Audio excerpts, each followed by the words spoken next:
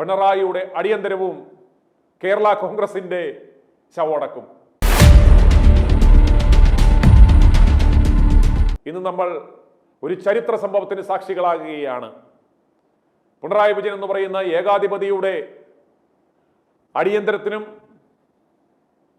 കേരള കോൺഗ്രസ് എന്ന് പറയുന്ന ആ പ്രസക്തി നഷ്ടപ്പെട്ട പ്രസ്ഥാനത്തിന്റെ ശവോടക്കത്തിനും ഒരുമിച്ച് സാക്ഷ്യം വഹിക്കുവാനുള്ള ഭാഗ്യം കേരള ജനതയ്ക്ക് ഇന്ന് ഉണ്ടായിരിക്കുകയാണ്.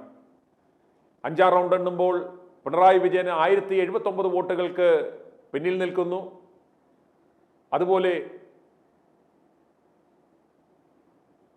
ഇടതുപക്ഷത്തോടൊപ്പം ഉറച്ചെന്ന് പറയാൻ പറ്റത്തില്ല നിന്ന ആ കേരള കോൺഗ്രസിന് ഏതാണ്ട് 12 സീറ്റുകൾ ലഭിച്ചു. 12 സീറ്റുകളിൽ മാണിച്ചക്കൻ സ്ഥാനാർത്ഥികളെ നിർത്തിയിരുന്നെങ്കിലും 12-ൽ 12 സ്ഥലത്തും തോറ്റു തുന്നം പാടുന്ന അവസ്ഥയിലേക്കാണ് ഇപ്പോൾ വന്നുകൊണ്ടിരിക്കുന്നത്. ഒരു ചരിത്രപരമായ സംഭവം എന്ന് ഞാൻ വിശേഷിപ്പിക്കുവാൻ കാരണം ഇതാണ്. KM മാണി എന്ന് പറയുന്ന ആ നേതാവ് ഉണ്ടാക്കിയ പ്രസ്ഥാനം അത് പട്ട് അളിഞ്ഞ് അഴുകി വീഴുന്ന കാഴ്ചയാണ് നമുക്ക് കാണുവാൻ സാധിക്കുന്നത്. സ്വന്തം അപ്പനെ നാണം കെടുത്തിയ ആ നാറുകളുടെ മുന്നിൽ പോയി കുനിഞ്ഞു നിന്ന മാണിച്ചക്ക, നിന്റെ നാശം സമീപകാലത്ത് തന്നെ ഉണ്ടാകുമെന്ന് ഞങ്ങൾ പറഞ്ഞിരുന്നു. അതിതാ സംഭവിച്ചിരിക്കുകയാണ്.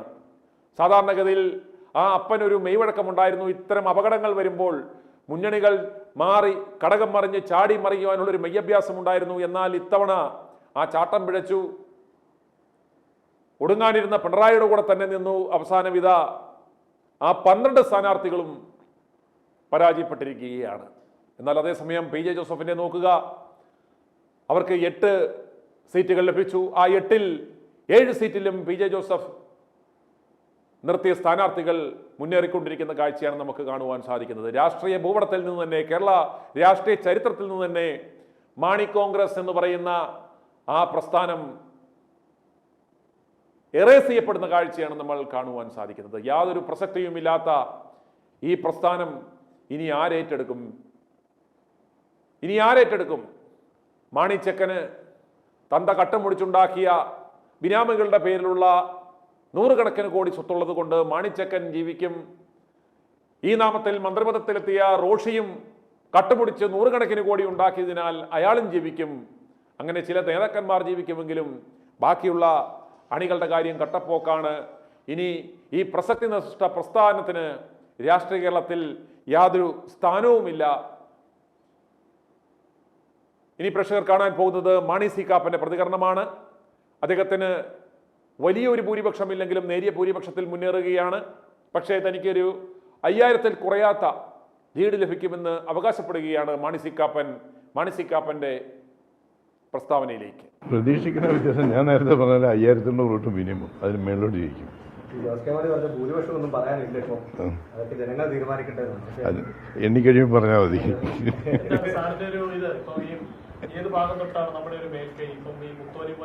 ഇല്ല, നമ്മുടെ രാമപുരം, കടനാട്, മേലുകാവ്, ഇത് 3 നല്ല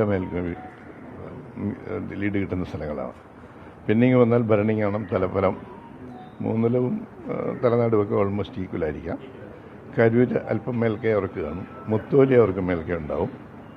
പിന്നെ കൊഴുവനാൽ ഓൾമോസ്റ്റ് ഈക്വലായിരിക്കും. ബാക്കി വരുന്ന 2 പഞ്ചായത്തുകൾ എലിക്കുളവും മീനച്ചിലും നമുക്ക് ലീഡായിരിക്കും. ഏതാ നഗരസഭയിൽ നമുക്ക് ലീഡുണ്ടാവും. 500-നും 1000-നും ഇടയ്ക്ക് ലീഡ്.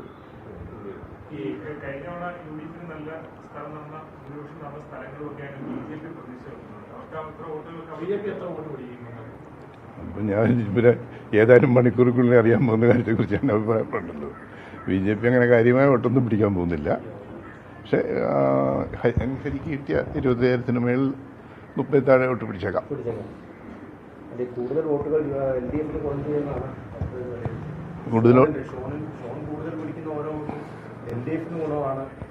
അന്നാ തിരിച്ചാ ഷോൺ കൂടുതൽ പിടിക്കുന്ന ഓരോ വോട്ടും LDFന് നഷ്ടമാണ്. അതെ, തീർച്ചയായിട്ടും. നമ്മുടെ പോളിംഗ് കുറഞ്ഞു. 1,40,000 പോൾ ചെയ്തെടുത്ത് 136 ഉള്ളൂ.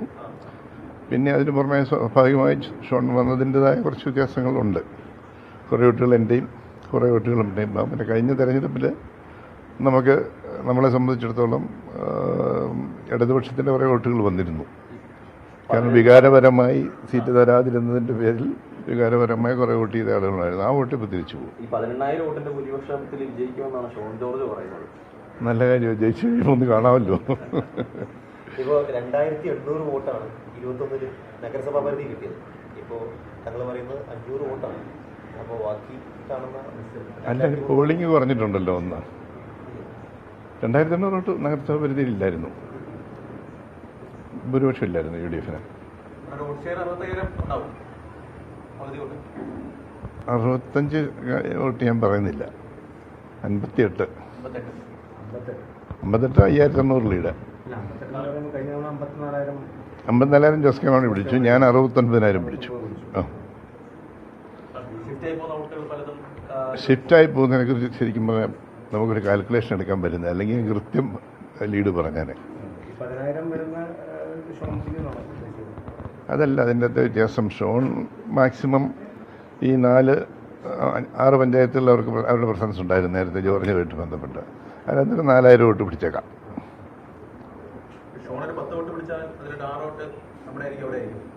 പപ്പാതിയായിരിക്കും. എനിക്ക് കഴിഞ്ഞ ഒരു അഡ്വാൻറ്റേജ് കിട്ടി. ഞാൻ പറഞ്ഞില്ല, ലെഫ്റ്റിൻ്റെ കുറേ വോട്ട് കിട്ടിയിരുന്നു. ആ കിട്ടിയ വോട്ടുകൾ എല്ലാം കൂടെ തള്ളിയാലും ഒരു 8 വോട്ട് അങ്ങനെ പോയും, 4 വോട്ട് ഇങ്ങനെ 12 വോട്ട് പോകും. എന്നാലും 69 12 പോയാൽ 57,000 വോട്ടില്ലേ.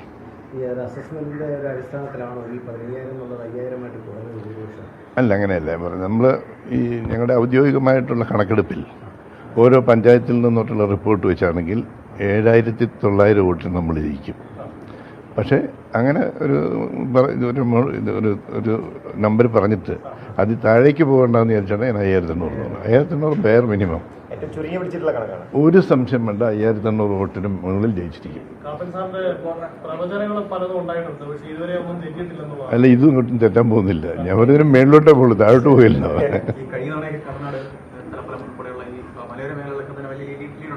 ഉണ്ടായിരുന്നു, അത് കിട്ടും. അല്ല, കഴിഞ്ഞ കിട്ടിയെന്ന് പറഞ്ഞാൽ രാമപുരത്ത് 700 വോട്ടല്ലേ ഉണ്ടായിരുന്നുള്ളൂ. കർണാടക 2,500 ഉണ്ടായിരുന്നു. കർണാടകത്തിൽ കുറച്ച് വോട്ടുകൾ അപ്പുറത്തേക്ക് പോയിട്ടുണ്ട്. അപ്പോൾ നമുക്കൊരു 1,700 വോട്ട് വരെ ലീഡ് കിട്ടാം. പിന്നെ മേലുകാവ് 1,800 വോട്ടുണ്ടായിരുന്നു, ലീഡുണ്ടായിരുന്നു. അന്നേരം ഒരു ഫാക്ടർ ഉണ്ടായിരുന്നു. അവിടെ വഴി വളരെ ദയനീയമായി കിട്ടുന്നത് നമ്മൾ ശരിയാക്കി എന്ന് പറയുന്നതിൻ്റെ പേരിൽ ജനം വോട്ട് ചെയ്തായിരുന്നു. പിന്നെ ഇപ്പം ആ വഴി ചെയ്തതുപോലും അവരത് പറഞ്ഞോട്ട് ക്ലെയിം ചെയ്തു വന്നിട്ട് ചിലരൊക്കെ തെറ്റിദ്ധരിക്കല്ലേ. അതുകൊണ്ട് അവിടെ ഒരു 1,200 വോട്ടിൻ്റെ ലീഡ്. ആദ്യ റൗണ്ടിൽ അങ്ങനെ ലീഡ് വരികയില്ല, കാരണം അവർക്ക് മേൽപ്പേമയുള്ള സ്ഥലമാണ് രാമപുരത്തെ ആദ്യത്തെ 14 ബൂത്തുകൾ. രണ്ടാമത്തെ 14 ബൂത്ത് ഉണ്ടുമ്പോൾ നമുക്ക് ലീഡ് വരും, രണ്ടാം റൗണ്ട് വരും. മൂന്നാമത്തെ റൗണ്ട് വരുമ്പോൾ കടനാട് കൂടെ കയറി വരുമ്പോഴാണ് ലീഡ് കൂടി വരുന്നത്. പ്രതീക്ഷ എന്നും പറയാം.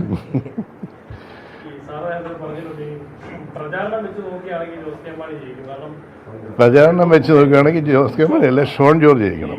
2ാം സ്ഥാനത്ത് ജോസ് കെ മാണി വരണം, 3ാം സ്ഥാനത്ത് ഞാൻ വരണം. നമ്മൾ ഗ്രാമങ്ങളിലൂടെയാണ് വികസനം നടത്തിയത്. ആ ഗ്രാമീണ വോട്ടുകൾ നമ്മുടെ കയ്യിൽ നിന്ന് പോയില്ല.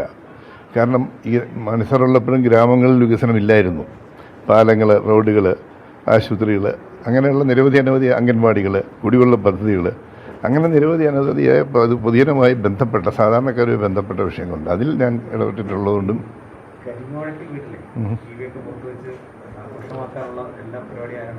അത് കഴിഞ്ഞുകൊണ്ട് എങ്ങനെയായിരുന്നല്ലോ. അതിപ്പോൾ പറയുന്നത് ശരിയാണ്. ഇവിടെ ഒന്നുമില്ല. എല്ലാ പ്രാവശ്യവും നമ്മൾ ടി വി കാണും, ഇവിടെ ഇരുന്ന് കണ്ടു കഴിഞ്ഞ് ജയിച്ചെന്നറിയുമ്പോൾ ആ വീട്ടിലാണ്. ഞാൻ കഴിഞ്ഞ പ്രാവശ്യം മുമ്പത്തെ പ്രാവശ്യം ഇവിടെ തന്നെയായിരുന്നു. ഇല്ല. i2i ന്യൂസ് സബ്സ്ക്രൈബ് ചെയ്തിട്ടില്ലാത്തവർ ഇപ്പോൾ തന്നെ സബ്സ്ക്രൈബ് ചെയ്യുക. നോട്ടിഫിക്കേഷൻ ലഭിക്കുവാൻ ബെൽ ബട്ടണും അമർത്തുക.